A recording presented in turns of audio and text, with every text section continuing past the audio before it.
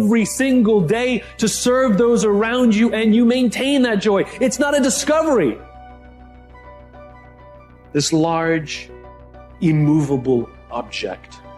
Life, career fulfillment, relationships are journeys. The problem is, this entire generation has an institutionalized sense of impatience. And do they have the patience to go on the journey to maintain love, to feel fulfilled? Or do they just quit and on to the next, dump and on to the next, ghost and on to the next? Getting things is not going to make you happy. That's good news in a tough economy. It's a good reminder. It doesn't matter what you get. Doesn't matter whether it be money or opportunity. All those things might excite you for the moment. Even a relationship, as magnificent it may be, might be exciting for a while. But if you don't keep growing, that relationship isn't going to stay exciting. So the secret to real happiness is progress. Progress equals happiness. And if we can make progress on a regular basis, we feel alive. And that's why at the beginning of the year, we get this thing like, okay, I can have this fresh start. I could really do what my soul desires. I could expand. I could grow. I could improve. I could change. Or maybe better than change, I could progress. See, think about that. Progress is an aliveness to it, doesn't it? You don't have to work at changing. People say all the time now, well, I'm working on changing. Don't worry about it. You don't have to work on changing. Change is automatic. Your body's going to change whether you want it or not as the years go by. And no matter how hard you work, there's going to be some changes going on there. The economy is going to change no matter what you want it to do. The weather is going to change. Relationships are going to change. Everything in life is always changing. We don't have to work on change. Change is automatic, but progress is not. So if you want to make real progress, then you really got to look at your life in a different way. You got to say, I got to take control of this process and not just hope it's going to work out like people do who make a resolution. Because really, isn't that what they're really doing at the beginning of the year? They're saying, well, here's my resolutions for the year. And they really basically tell you their wishes. It's their wish list. It's what they hope it all comes together. And then they call it a resolution, but they don't know what a resolution is. Learning to work primarily on yourself. How do you develop an above average income? And the answer is, become an above average person. Some people want to be successful. They don't even work on their handshake. They let it slide. They don't understand. Develop an above average excitement. Develop an above average intensity to win. See, that'll change everything. If you want to be wealthy and happy the rest of your life, just learn this lesson well. Learn to work harder on yourself than you do on your job. For things to change for you, you've got to change. Otherwise, it isn't going to change. Everybody wants to be successful, and everybody wants to be happy. But I'm going to tell you what you're going to have to do. You got to change your mindset. If you want to be successful, you got to change your mind, and you're going to have some faith. And what that means is you have to give up all blaming, all looking out at the world and saying, well, if the world were different, then I would be better off. So basically, we are responsible to change our behavior until we get the outcomes we want. When you resolve something, to have a resolution is to resolve it. When you resolve, this is how it's going to be. That's when you cut off any possibility except the thing you've committed to. It's like the old adage, if you want to take the island, you burn the boats. Because when you burn those boats, there's no going back. You're going to find a way to make things work. And most people, they're stating what they hope will come together. And if it doesn't happen, then they're disappointed, but they're not too disappointed because they're not too vested. What does it take to successfully create a lasting change in your life? To not only have a New Year's resolution you follow through on, but really have a lasting change? Well, the first step for lasting change is very much like making a New Year's resolution. Fundamentally, it's the same. The first step is you got to have a vision for what it is you really, truly want. Not what you think you want or what you should have. I mean, what are most people's New Year's resolutions? I'm going to stop eating sugar. I'm going to stop smoking. I'm going to lose 10 pounds. Problem with that is it's not very inspiring for most people. It's not telling you what you're going to get. It's only what you're not going to do. And it's kind of hard to have you move forward with that. A vision is about what you're here to create. A vision that really works is one that excites you. If you say, well, my resolution, my goal, my outcome for this month, this week, this year is to lose X number of pounds, That's okay, but it's not very compelling. It has to be a compelling vision. It's got to have something that has the power to pull you, not something you have to push yourself to do. God didn't bring you in this world to be average. God didn't bring you in this world to wake up and die one day and just be another person that lived and died and didn't do anything significant in this world. You're still alive. So therefore, God is not done with you. You're still here. God has a plan for your life. God has things in mind for you beyond anything you could ever imagine. You know what I discovered? When you're working at your dream, somebody said the harder the battle, the sweeter the victory. Oh, it's sweet to you. It's good to you. Why? See, when it's hard and there's a struggle, see, what you become in the process is more important than the dream. That's far more important. The kind of person you become, the character that you build, the courage that you develop, the faith that you're manifesting. Oh, it's something that you get up in the morning, you look yourself in the mirror, you're a different kind of person. You walk with a different kind of spirit. People know that you know what life is, that you have embraced life. You knew it was hard, but you did it hard. Key phrase: self-protection leads to mediocrity. Self-service leads to fortune. Self-investment leads to fortune. Look, if you want to get rich, you want to be really successful. When I say rich, I'm not talking about money. I'm talking about a rich life, freedom, time with family, choices, get to do what you want. You get to move where you want, go where you want, do what you want. My dad died when he was 52 years old. My dad worked his whole life to provide for 5 kids and his wife, and he did his job, and then he died.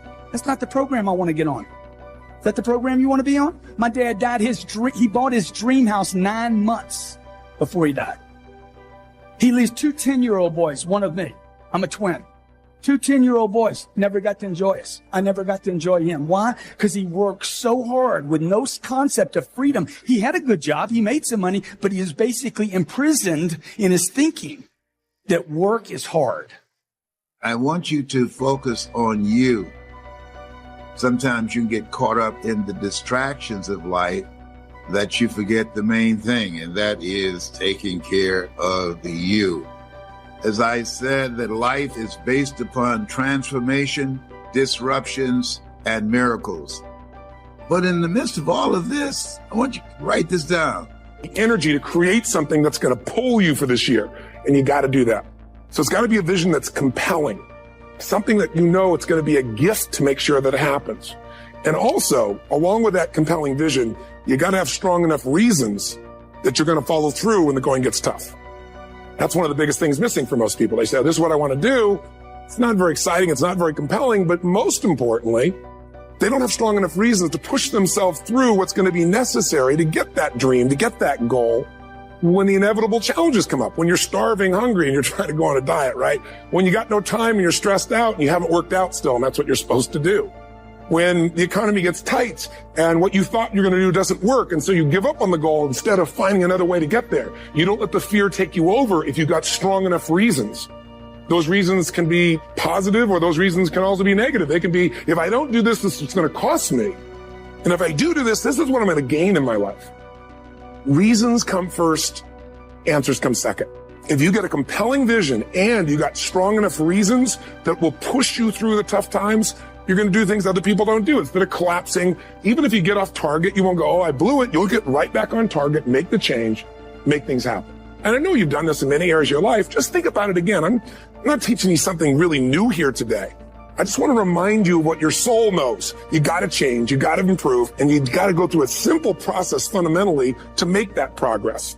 First step, vision that's compelling. Second step, make sure that there's strong enough reasons to follow through. Third step, you got to review it and feel it every day. I mean, anything. Have you ever had this happen in your life? Has there been anything in your life that you've ever wanted so badly? You were so desirous of it. You had such a hunger for it that you couldn't stop thinking about it. Could have been a career move. Could have been when you were a kid, a car. It could have been a relationship. It could have been anything, but you were obsessed. You wanted to make this happen. You wanted to attract this to your life. You just wanted something, and you didn't even know how to get it.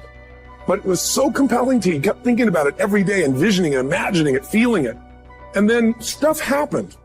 And suddenly you started to attract people or situations to your life, and it just came together. Like, you didn't even have a total plan. It was just that it was so a part of your focus with so much intensity and emotion so often that it sensitized you to notice anything that could get you there.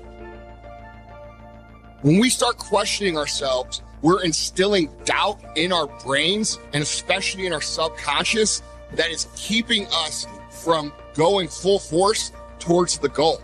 Is it easier to go towards a goal that you know 100% you're going to achieve and pour all your energy into it? Or is it easier for you to pull back and not put all your energy into it and all your resources and all your time and all your knowledge because you think it might not happen because there's a slight doubt?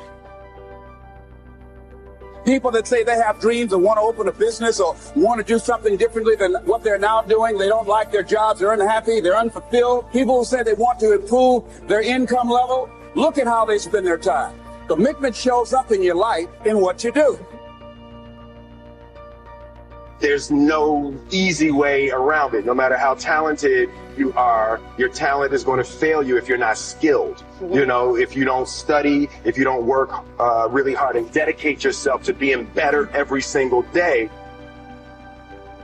I love the process. I love the thought of working for what I want. And I firmly believe you're never supposed to wish for it more than you're willing to work for it. Your expectations never supposed to exceed your effort. But a lot of people, they wish, and they're not willing to work. And the great thing about life has a funny way of testing all of us and seeing how bad we really want what it is that we say we want.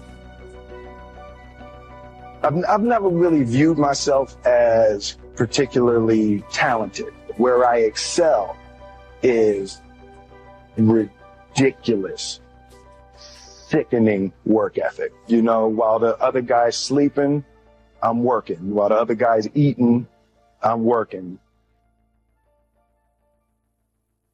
You want to take care of yourself. I don't think that as a participant in life, you cannot be committed. You either committed to mediocrity or you're committed to greatness. You're either committed to being productive or you're committed to being non-productive. You're committed to being happy or you're committed to being unhappy. Here's the next one. Live with intensity. You might as well turn it up a notch or two after this weekend. Why not? Invest more of you in whatever you do. Be a little stronger, be a little wiser, step up your vitality, contribution.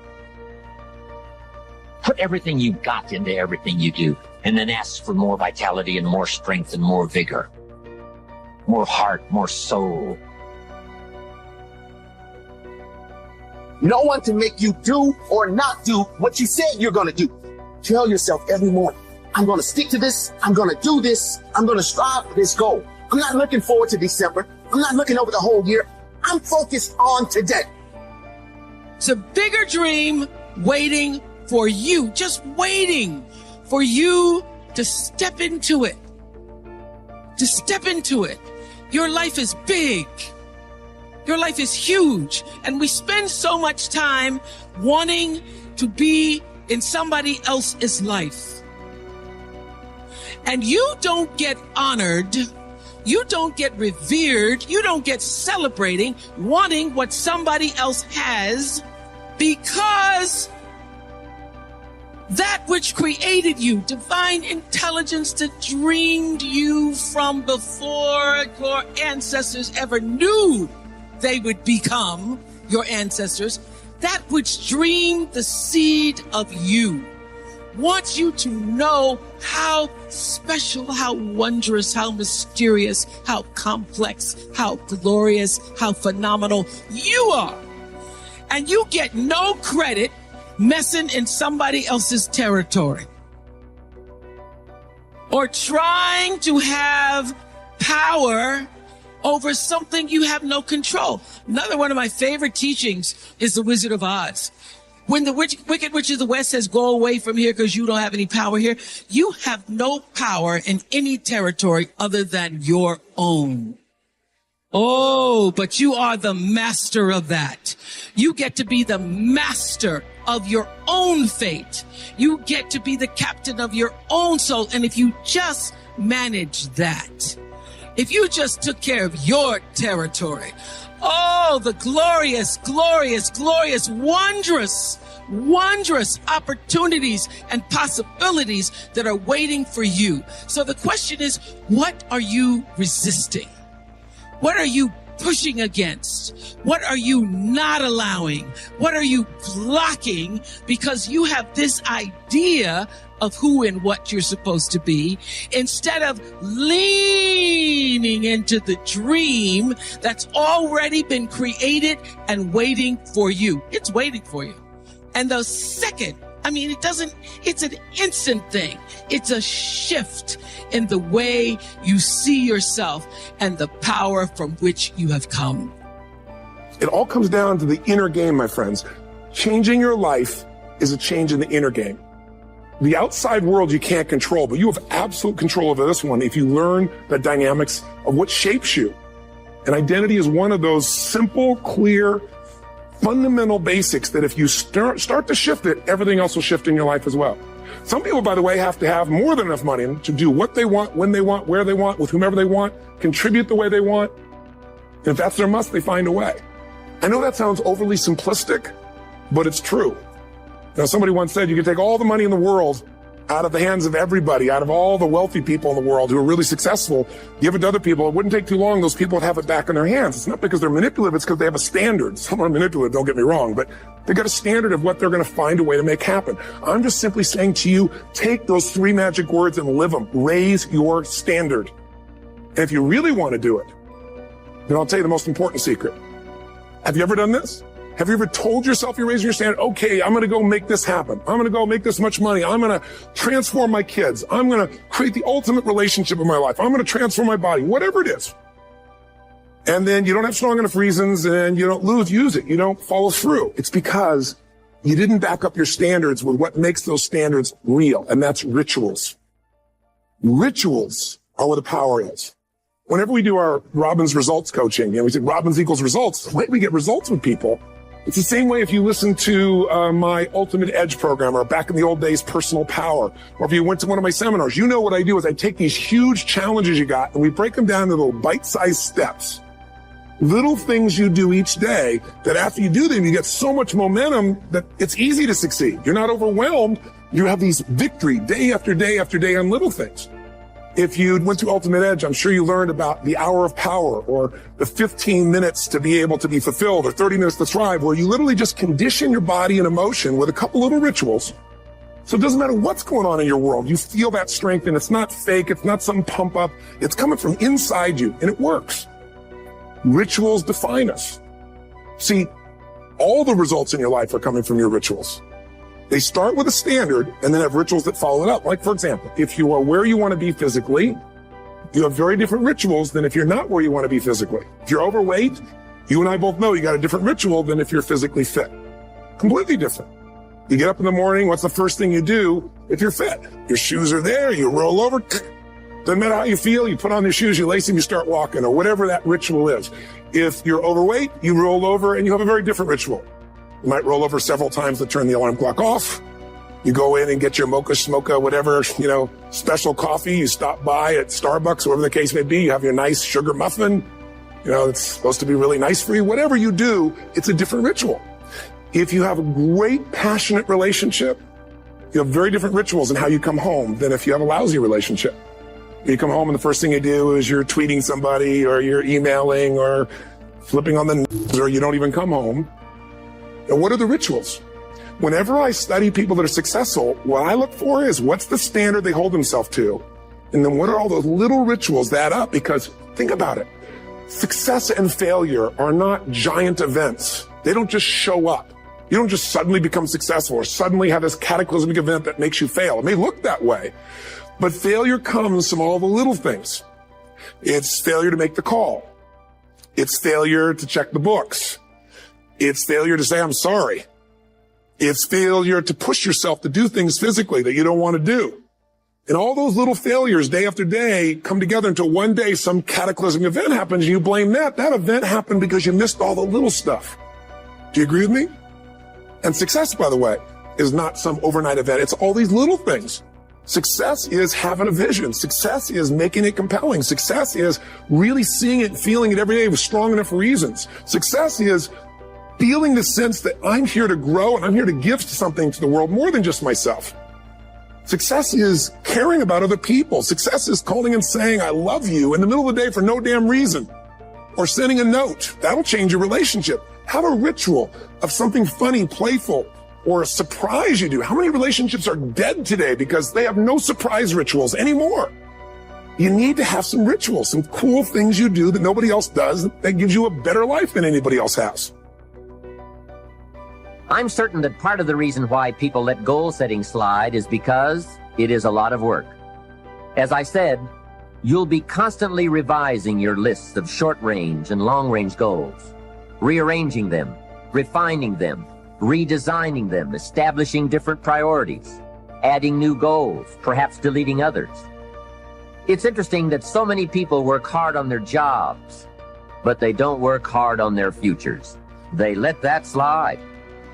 Some people live such mediocre lives that at the end of the day, they don't know whether they're winning or losing.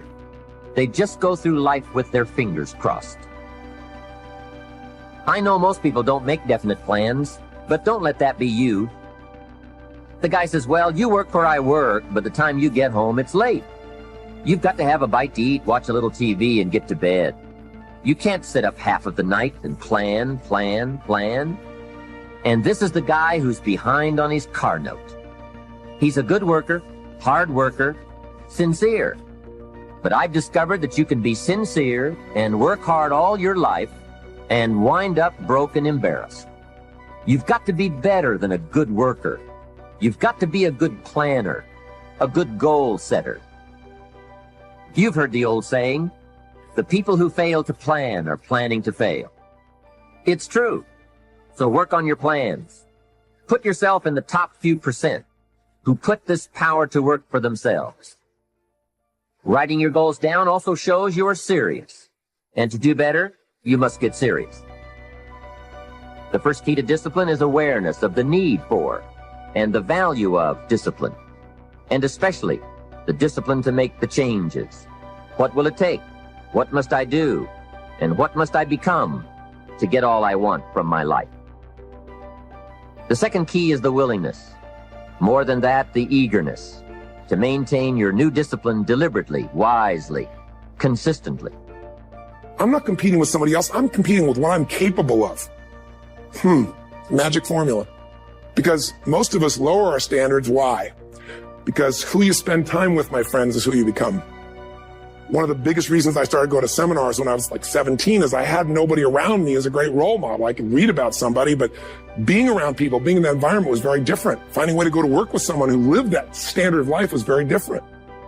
You get around people with low standards and you compete with it.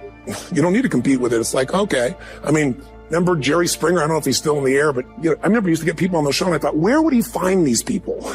And why would people watch? I'll tell you why they watch. They watch these people and go, my life's still pretty darn good compared to that person. Look at them. You don't have to change your life. All you have to do is find somebody with a lower standard and you'll feel good about yourself. But if you feel that good feeling, it's an illusion. The only thing that's going to make you happy, my friend, in this year or any other, is to step up. It's to raise the standard. It's to discover what you're capable of and feel that incredible power of pushing through whatever's holding you back and get to the other side of more of your true self. That's what this game's all about. And look at the best of the world in anything. Tiger Woods, what's his vision? To win golf tournaments? No, to be the best that ever lived. That's his goal. That's his vision. But here's what's interesting. He backs it up with rituals. If you just have a vision and you don't have the rituals, stop lying to yourself. His rituals are, he started doing things nobody did before. He went and started lifting weights. Golfers lifting weights? No way. He went out and he changed his swing when he was the best in the world because he realized in order to be the best that ever lived, he's going to have to change his swing. If you know anything about golf, you don't change your swing when you're the best.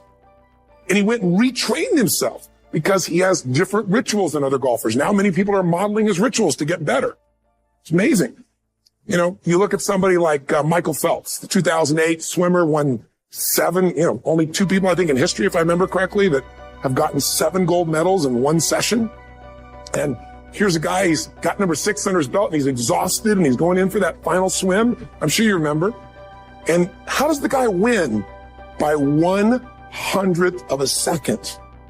Do you think that was some massive skill that got him over the top? Or was it a standard that says, this is who I am? I am the champion. And no one is taking this from me. And somehow in those final milliseconds, 100th of a second, he pushed himself just beyond his competitor. But you know about Michael Phelps? What allowed him to be able to push beyond that moment is his rituals. Go study the guy. Most people who swim have these unbelievable workouts. He does 2 and 3 of those workout sessions a day. All the other swimmers in the beginning thought he was insane. You're going to overtrain. You can't do that. It's not physically possible. But he had a standard and the rituals to back it up. So here's my final message to you, because I've gotten carried away. I thought I was going to send you like a 5-minute message, but you can see there's no script here. It's just me going a little crazy with you. But I want to really see you get what you want this year. Don't let this year be like last. And if last year was great, still don't let it be that way. Raise the standard. If your life is perfect and extraordinary, you darn well know you're not going to be happy unless you keep making it better. That's what makes us feel alive. It's not what we get that make us happy. It's who we become and what we're able to give because we become more. That sense of contribution is what creates the deepest meaning. So here's my assignment for if you want one. If you want to go from conversation to some action, here's a simple thing to do. What's an area of your life right now that you really want to improve? What's an area that's important to improve? If your body's great, how about your career? If career's great, how about your relationships? Intimate one especially, or your kids, or your relationship with your creator, spiritual side of your life. Or is it your finances? Figure an area that really matters. Decide on that area. Number 1, write down what your life is like in that area right now as specifically as possible. So you might say, well, I'm 13.5 pounds overweight, whatever the weight is, whatever the situation is, or my body fat's like this, or I wake up exhausted in the morning, and you write the truth of where you are right now. So you're real clear. Or I'm not in a relationship. I say I want a relationship, but I'm not in one, and I don't seem to find them. All the good ones seem to be gone is my belief. And I really do want one, but I don't have it. Whatever your definition. Or I'm in a relationship and God, I wish I wasn't in a relationship. I'm planning my escape. Wherever you are. Or I have a wonderful relationship. We love each other, but there just isn't enough passion. Just write the truth of where you are. The area you want to change, but write how it is. Achieve greatness in little things. Take on difficulties while they are still easy. Do great things while they are still small. The sage does not attempt anything very big and thus achieves greatness. Greatness comes from being in the moment, here, present, in the now. The sage confronts difficulties, but never experiences them. This is the idea of thinking small. And finally, I'd like to see you change from this thought. Change from seeing yourself as separate to seeing yourself as connected to everyone and everything in the universe. Here's the secret of making it a great year. Every day, serve someone. Every day. Every day add value to people. Every day serve one. Every day live the intentional life of doing for others, sometimes what they cannot do for themselves. And if you will put people first and add value to them and serve them, it becomes absolutely amazing what you and I are going to have and achieve, how we're going to help people, and in return, how it comes back to us. Benjamin Franklin said this: no one is useless in this world who lightens the burden of someone else. If you're helping someone else lift a load in your life, you become a very useful person. Mahatma Gandhi said that the best way to find yourself is to lose yourself in the service of others. But perhaps on this kind of a theme, my favorite quote is from Albert Schweitzer, who said, I don't know what your destiny will be, but one thing I do know. The only ones among you who will be really happy are those who have sought and found how to serve. Well, he's right on. The happiest people are not always the most successful people, but they're the ones who serve the best. I've met a lot of unhappy, successful people, haven't you? But I've never met an unhappy person that gave their life of serving and giving and adding value to other people. Martin Luther King Jr. said, everybody can be great because everybody can serve. When you move into that new house, when you get engaged, the favor on your life will stir up the jealousy, the competition, the envy in certain people. You can't have the blessing without some kind of persecution. If you can handle the persecution, then God can trust you with the blessing. You have to pass the test of overlooking insults, ignoring what people are saying. They wouldn't be talking if you weren't making a difference. Let God deal with the naysayers. Let God take care of those that are trying to make you look bad. Some people can't handle your success. They were fine as long as you were at their level, as long as you were single like them, as long as you lived in their neighborhood. You have to be okay with them not being okay with you. Your time is too valuable to worry about what people think about you. You don't need everyone to celebrate you. You don't need all your coworkers, all your relatives to cheer you on. If you become too dependent on people, then if they don't meet your expectations, if they don't approve you, you'll spend your time trying to get their approval. Don't look to people, look to God. I do not deserve the good measure that flows with success. I just don't deserve it. I just can't see myself as being in this position. I don't deserve it. This often comes from things that people said to you or about you. They programmed you to see yourself in a limited parameter. And so when you see opportunities beyond how you've been programmed, you reject it because you don't feel like you're deserving of it. I do not want to stand apart or be different. I want to fit in. Because they have a belief system that holds on to being ordinary, they will not take the lead. I am afraid that I will become a target, and you will. If you take the lead, you will become a target. But just because they're shooting at you doesn't mean they shot you. There are a lot of voices in life trying to define us, tell us who we are. Sometimes they're uplifting, other times they're negative. You're not attractive. There's nothing special about you. Our own thoughts will try to label us. When you listen to all these voices, it's easy to think, who's telling the truth? Who am I? Am I strong and confident, or am I weak and insecure? Here's the key. The only voice that matters is your voice. What you choose is what you will become. Who do you say you are? God says you have seeds of greatness. You are destined to leave your mark. Other voices will tell you you're just ordinary. You have the final choice. The problem with some people is they've chosen the wrong voice so long, they don't know who they really are. They've allowed circumstances to define them. Mistakes, disappointments, now they've lost their passion. The only one that knows who you really are is your Creator. What are the things that you fear that's been keeping you from living your dream?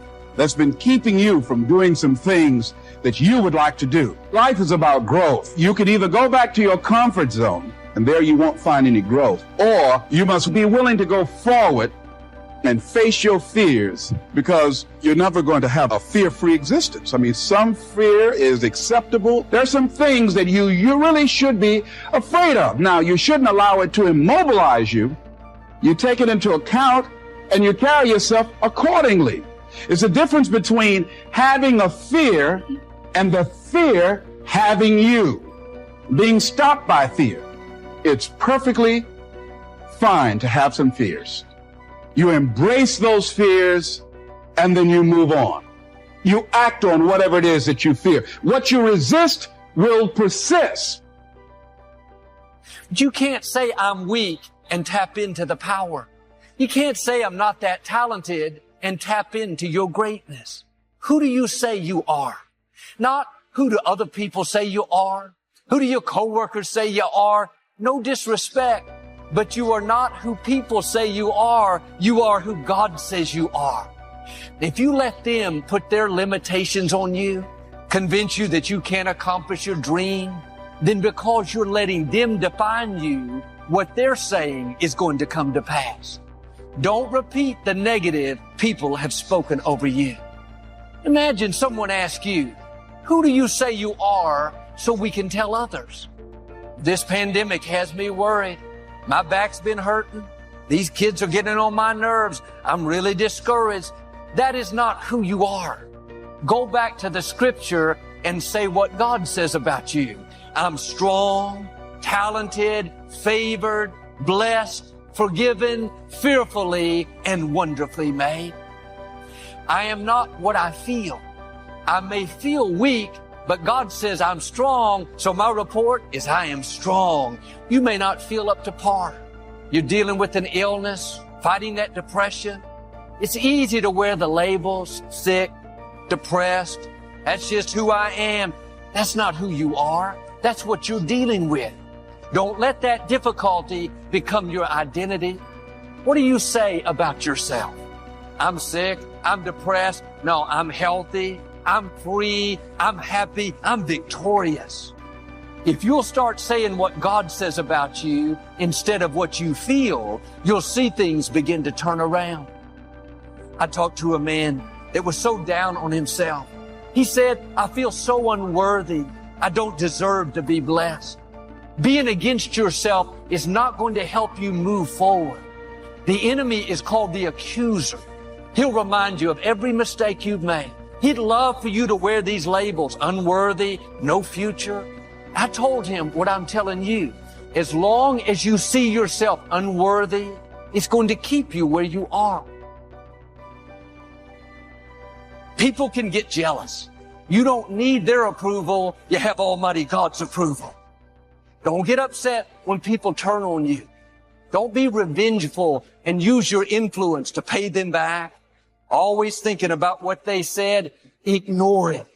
Keep dreaming. Keep being good to people, and God will take care of the persecutors. He'll deal with the critics, the jealous people, the opposition. People can't stop your destiny. The blessing on your life is greater than any force that's trying to hold you back. Now, don't stay focused on the persecution. It's a test. Can you handle the opposition, the jealousy? You know who gets jealous when you succeed? Small-minded people. Think you going up makes them look bad, so they try to pull you down. Instead of believing that what God did for you, He can do for them, they start criticizing, trying to make you look bad. They think God's favor is limited. They don't realize God has unlimited favor. What He's done for you, He would. It's no ordinary child. As he grew up, he could sense his destiny was to deliver the Israelites out of slavery. But he made a mistake. He spent 40 years in hiding. I can imagine those voices told him how he blew it. He could have worn the labels, failure, too late. But deep down, he could hear that still small voice telling him, this is not how your story ends. There is greatness in you. Just because you've made mistakes doesn't mean that stopped your destiny. What stops us is when we start wearing the negative labels. We quit pursuing our... Here's the key. The grace is there to handle it. You have what it takes to not be offended, to not let what they say get down in your spirit. You have to rule your emotions. You have to not dwell on the offense. When you're tempted to get bitter, take that same time to thank God for how He blessed you. Don't let jealous people steal your blessing. People that are never going to be for you keep you from the greatness that God put in you. Don't waste your time trying to change your critic's mind. Don't argue with people that don't matter. Their opinion is not going to keep you from your purpose. That negative chatter is a distraction. You can't stop what they're saying, but you can ignore it. You don't have to respond to the negative. A response gives that person credibility. Don't validate what they're saying by answering them. You have a destiny to fulfill. I wonder how far God will take you if you will just live like you are no ordinary child. That there's a favor on your life that will take you where you can't go on your own. A blessing that will cause you to stand out. Who do you say you are? You have royal blood flowing through your veins. What's trying to stop you doesn't have a chance. God being for you is more than the world being against you. That sickness should be the end. The medical report says you're done, but not for you. You're no ordinary child. God handpicks you. Before you could choose Him, He chose you. Now don't go around thinking you're average. You don't have much to offer. You are no ordinary child. You are a history maker. You are destined to leave your mark. Well, Joel, this sounds good, but I think you have the wrong person. There's nothing unusual about me. I don't have a great personality. I don't come from an influential family. As long as you're discounting yourself, you're not going to see your greatness. I'm asking you to get in agreement with God. It doesn't matter how you were raised. It's not dependent on how much education you have, what obstacles you're up against. When you believe, doors will open you never dreamed would open. And the prophet Joel said, wake up the mighty men. Wake up the mighty women. I want to wake up your greatness. Wake up that business God put in you. Wake up that book. May seem like it's over your head, but you have to understand you're not average. You can accomplish more than you think. You are more anointed than you think. You are more talented than you think. The dreams and gifts God put in you are much bigger than you think. Don't you dare say I'm average, I'm ordinary. Get in agreement with God. I am highly favored. I am surrounded with God's goodness.